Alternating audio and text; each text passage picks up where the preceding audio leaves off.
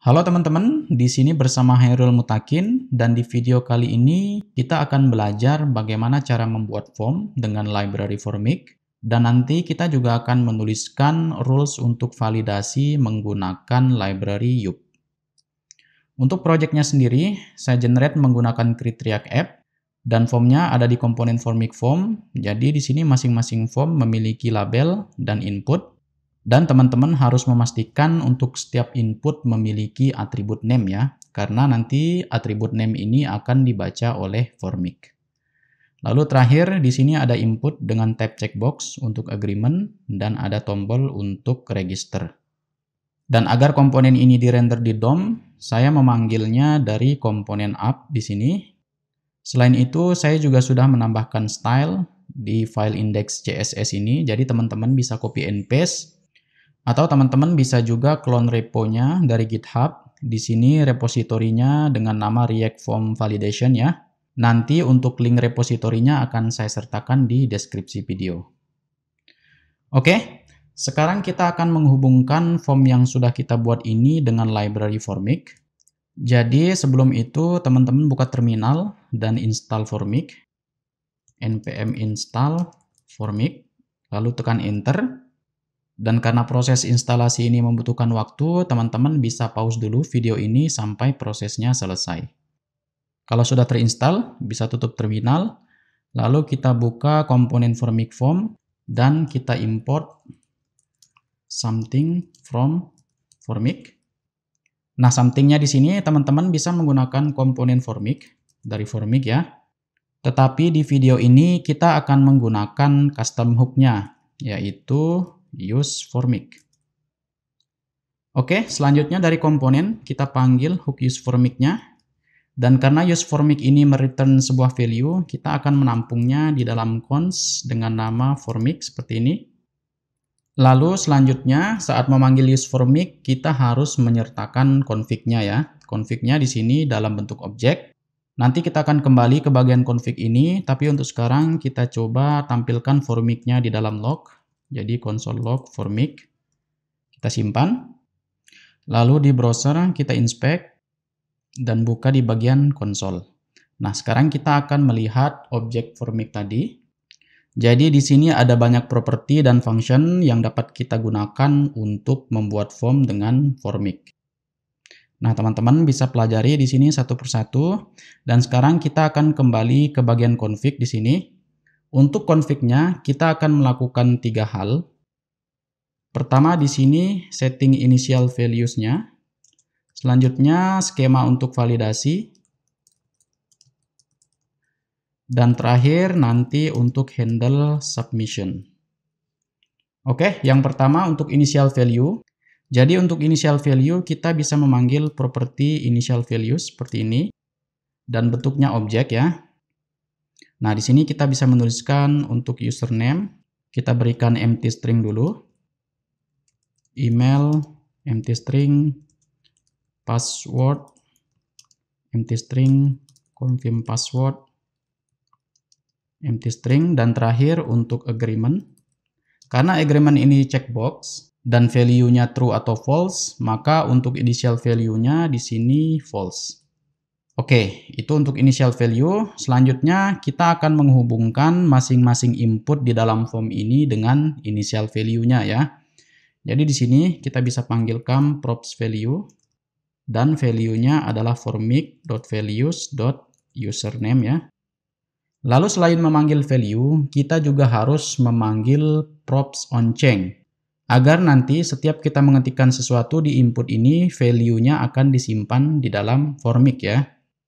Jadi di bawahnya kita panggil onChange, dan di dalam event onChange ini kita akan memanggil Formic handle change.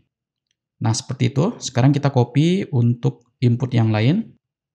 Ini untuk email, password, confirm password, lalu terakhir untuk agreement. Oke, selesai. Sekarang kita simpan dan lihat di browser. Kita reload. Dan formnya masih sama, tetapi di dalam objek Formic kita akan melihat initial values-nya ya di sini. Dan kalau kita ketikkan sesuatu di sini, maka kita akan mendapatkan untuk values-nya di sini. Nah, username-nya Lorem. Oke, sekarang kita kembali ke code dan selanjutnya kita akan menghandle submission-nya. Dan untuk handle submission, di sini kita bisa memanggil onSubmit ya dari Formik. Lalu untuk value-nya kita bisa tuliskan sebuah function dan mengambil values dari formnya sebagai atribut, misalkan dengan nama values. Dan untuk sekarang kita coba tampilkan values-nya di dalam log dulu. Console log form values. Lalu selanjutnya di dalam tag form ini kita akan menjalankan event onSubmit ya. onSubmit. Dan onSubmit ini nanti akan memanggil formik.handleSubmit. Jadi saat metode handleSubmit ini dipanggil, maka Formik akan menjalankan function onSubmit ini ya. Nah, sekarang kita coba simpan. Kita clear dulu. Lalu kita coba submit. Nah, sekarang kita akan melihat form values-nya. Kalau kita isi, lalu submit, maka di bawahnya kita akan melihat semua formnya sudah terisi. Lalu selanjutnya sekarang kita akan masuk ke tahap validasi. Jadi karena validasinya menggunakan library Youb, kita buka terminal lagi untuk menginstal Youb-nya. Teman-teman ketikkan npm install Youb seperti ini. Lalu enter dan pause video ini sampai proses instalasinya selesai.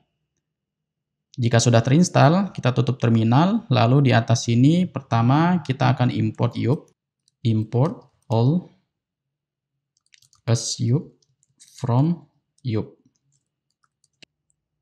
Lalu di dalam useFormik kita akan memanggil validation schema untuk menuliskan skemanya ya. Dan untuk value-nya kita panggilkan Youb object seperti ini. Lalu di dalam objek ini kita bisa menuliskan rules untuk validasinya. Nah, sekarang kita kembali ke form dulu. Kita reload. Untuk validasi pertama, di sini kalau kita lihat setiap label memiliki tanda bintang seperti ini ya. Jadi tanda bintang ini untuk mengindikasikan bahwa inputnya harus diisi. Nah, sekarang kita buat rules-nya. Jadi di sini untuk username youb.string, artinya username ini tipenya string ya. Lalu selanjutnya kita panggil required. Nah, di dalam required ini teman-teman bisa menuliskan error message-nya. Tetapi error message sifatnya opsional ya. Jadi bisa kita kosongkan seperti ini, dan kalau dikosongkan maka error message-nya akan di-generate oleh Youb. Oke, selanjutnya kita duplicate untuk input yang lain. Ini untuk email, ini untuk password, dan ini untuk confirm password. Nah, untuk agreement-nya kita skip dulu karena nanti agreement ini spesial ya. Sekarang kita coba simpan, lalu kita refresh. Dan saat kita register dan kita lihat di objek Formik-nya, di sini ada errors.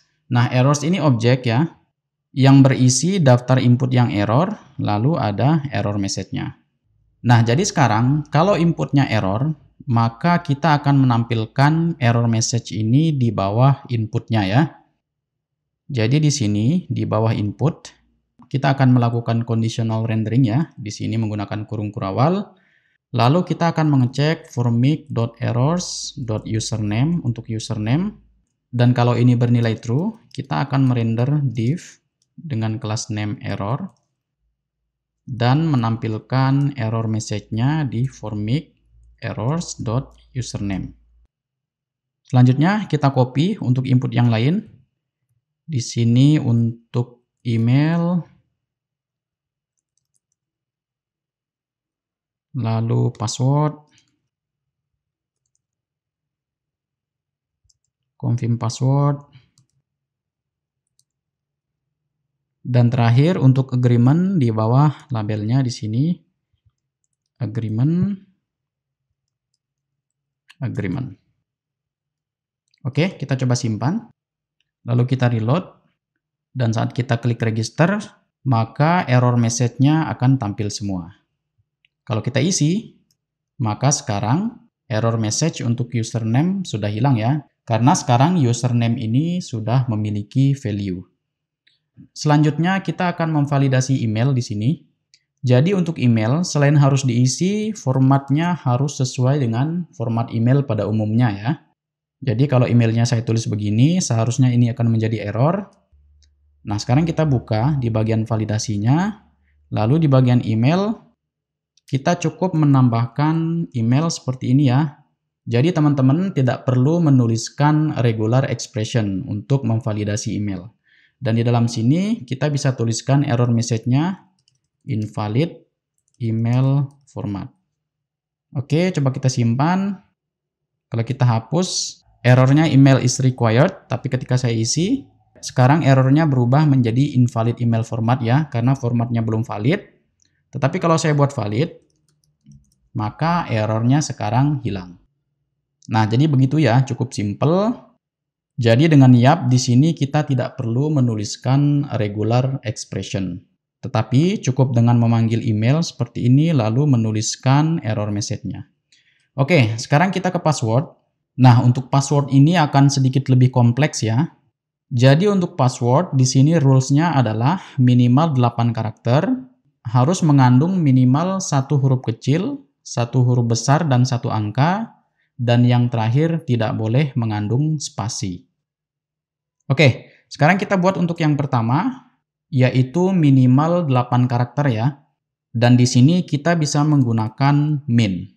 Nah, di dalam min ini kita tuliskan minimalnya berapa karakter. Di sini 8, lalu kita tuliskan error message-nya. Misal untuk error message-nya should more than 8 characters. Dan untuk validasi yang lain, di sini cukup kompleks ya. Jadi akan saya pastekan. Nah, jadi untuk keempat rule ini kita menggunakan regular expression. Dan untuk regular expression di sini kita menggunakan match. Jadi di dalam match kita tuliskan regular expression-nya, lalu setelahnya error message-nya ya. Yang ini untuk minimal 1 huruf kecil, ini untuk minimal 1 huruf besar, ini untuk minimal 1 angka, dan yang ini untuk validasi yang tidak boleh mengandung spasi. Oke, kita coba simpan. Dan di browser, di sini untuk password kita lihat errornya masih required karena belum ada isinya. Kalau kita isi, sekarang errornya berubah menjadi should more than 8 characters. Di sini ada typo, nanti kita rubah. Sekarang kita lengkapi. Nah, karena karakternya sudah lebih dari 8, sekarang errornya berubah lagi, yaitu at least one uppercase. Saya tambah uppercase, errornya berubah menjadi at least one number. Saya tambah number, sekarang errornya hilang.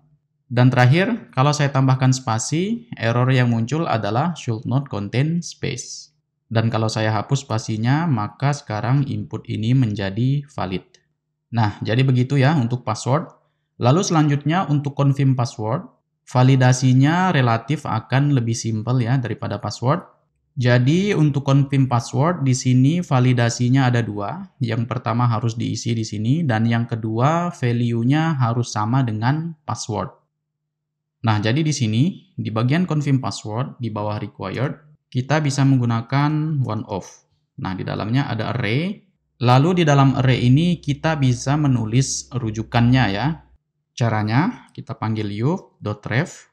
Jadi di sini untuk merujuk ke salah satu field di dalam validasi ini. Dan karena confirm password, value-nya harus sama dengan password, maka di dalam ref ini kita tulis password. Lalu untuk error message-nya, misalkan password must match. Dan tadi ada typo, jadi ini kita ganti menjadi more. Oke, sekarang kita simpan. Dan di browser kita coba. Tapi sebelumnya kita lihat value untuk password ya, karena saya lupa tadi. Untuk password, lorem ipsum L besar 1. Oke, sekarang kita coba. Kita lihat di sini errornya masih required. Kita coba isi. Nah, sekarang errornya berubah menjadi password must match. Jadi di sini typo lagi ya, nanti kita perbaiki. Sekarang kita lengkapi. Oke, masih belum sama. Kita lanjutkan L1. Nah, sekarang error message-nya sudah hilang ya. Karena value confirm password ini sudah sama dengan value password. Oke, selanjutnya untuk agreement. Di sini validasinya agreement ini harus dicentang ya. Dan karena ini checkbox, maka tipenya boolean. Jadi di sini kita tambahkan yang terakhir untuk agreement. Dan untuk boolean, kita bisa menggunakan yup.bool seperti ini. Dan untuk validasi yang harus dicentang atau harus bernilai true, kita bisa memanggil isTrue. Lalu di dalamnya error message-nya misalkan field must be checked. Dan lagi tadi kita ganti ini password. Oke, kita simpan. Untuk mencobanya kita coba register. Nah, sekarang errornya muncul field must be checked. Kalau kita centang, errornya hilang. Lalu selanjutnya kita coba reload. Saat saya klik di username dan saya klik di luar, kita akan coba untuk menampilkan error message-nya ya. Karena tadi sudah kita klik tetapi tidak kita isi, maka seharusnya saat kita klik di luar, input ini akan error. Dan untuk melakukannya, di sini di bagian input kita bisa memanggil satu props yaitu onBlur. Dan event onBlur ini akan memanggil formic.handleBlur. Nah, untuk cara kerjanya nanti akan saya jelaskan. Pertama di sini kita copy dulu untuk semua field. Dan tadi saya lupa, khusus untuk input yang type checkbox, kita harus memanggil props check ya. Jadi sini saya duplikat dari value, lalu ini kita ganti menjadi check. Oke, kita coba simpan. Lalu di browser, kita coba klik di username dan klik di luar. Maka sekarang error message-nya muncul. Tetapi kita lihat error message-nya muncul di semua field ya. Jadi saat kita memanggil handleBlur tadi dari Formic, maka Formic secara otomatis akan melakukan validasi ya. Dan tidak hanya di input tersebut, tetapi di seluruh input di dalam form ini. Selain itu, handleBlur tadi juga akan memasukkan field yang kita klik tadi ke dalam properti touch. Di sini kalau kita lihat ada bagian touch. Jadi di dalam touch ini sudah ada username ya. Kita coba untuk email. Nah, kita lihat sekarang di bagian touch, maka kita akan melihat username dan email ada di sini ya. Nah, jadi sekarang kita akan melakukan penyesuaian di sini untuk menampilkan error message-nya. Jadi kondisinya adalah error message akan muncul yang pertama jika memang field-nya error dan yang kedua jika field ini ada di dalam touch. Nah, jadi di sini saat menampilkan error, kita akan mengecek apakah field tersebut sudah masuk di property touch ya. Jadi di sini kita panggil formic.touch.username dan done. Sehingga di sini error message-nya akan muncul jika memang field tersebut error dan field tersebut sudah masuk ke dalam property touch ya, atau field tersebut sudah dikunjungi. Oke, sekarang kita copy untuk field yang lain. Ini untuk email, password, confirm password, dan terakhir agreement. Oke, kita simpan dan di browser kita reload dulu. Saya coba klik di username. Nah, error message-nya muncul untuk username. Sedangkan yang lain tidak ya, karena kalau kita lihat di objek Formic-nya di bagian touch, di sini kita lihat hanya ada username. Kalau kita coba di field yang lain, email, oke muncul, password, confirm password, lalu kita coba isi.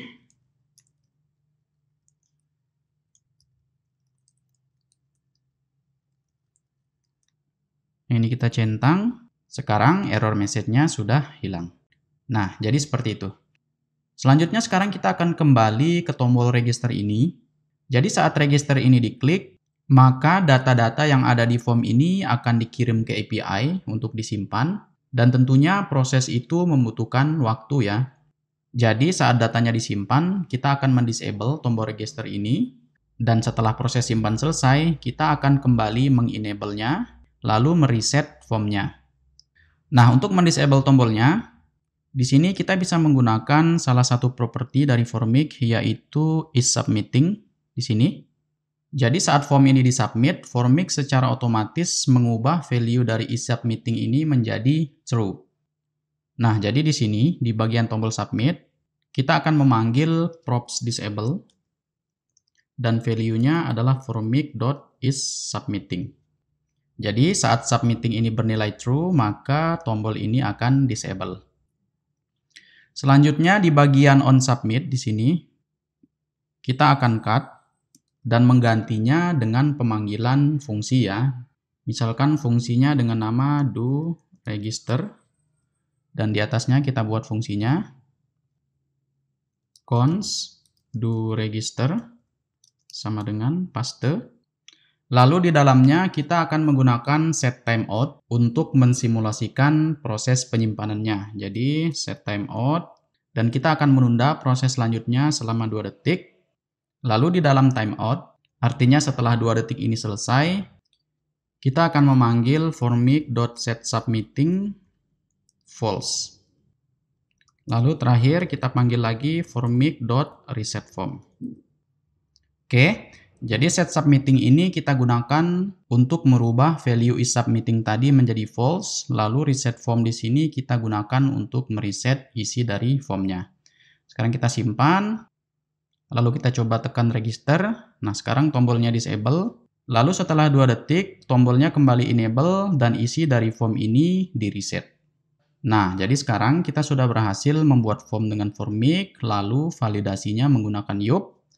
Dan terakhir di sini, kalau kita lihat, kita memanggil 3 props di dalam setiap input ini secara berulang-ulang ya, yaitu value, onChange, dan onBlur. Untuk email juga begitu, kita memanggil value, onChange, dan onBlur. Begitu juga dengan input yang lain. Nah, jadi sekarang kita akan refactor agar penulisannya jadi lebih efisien ya. Jadi ini kita hapus, lalu kita ganti dengan kurung kurawal seperti ini. Di dalamnya spread syntax formik.getFieldProps. Nah, di dalam getFieldProps ini kita harus menyertakan name sebagai parameternya ya, yaitu name dari input ini, username. Oke, kita copy untuk input yang lain. Email, password, lalu ini untuk confirm password. Terakhir di sini untuk agreement. Oke, itu saja. Kita coba simpan dan di browser kita reload.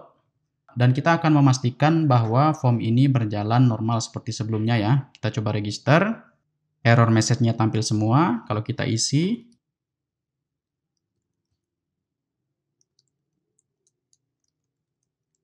Terakhir checkbox. Lalu kita register. Tombolnya disable. Lalu setelah 2 detik, tombolnya kembali enable dan formnya kembali di reset.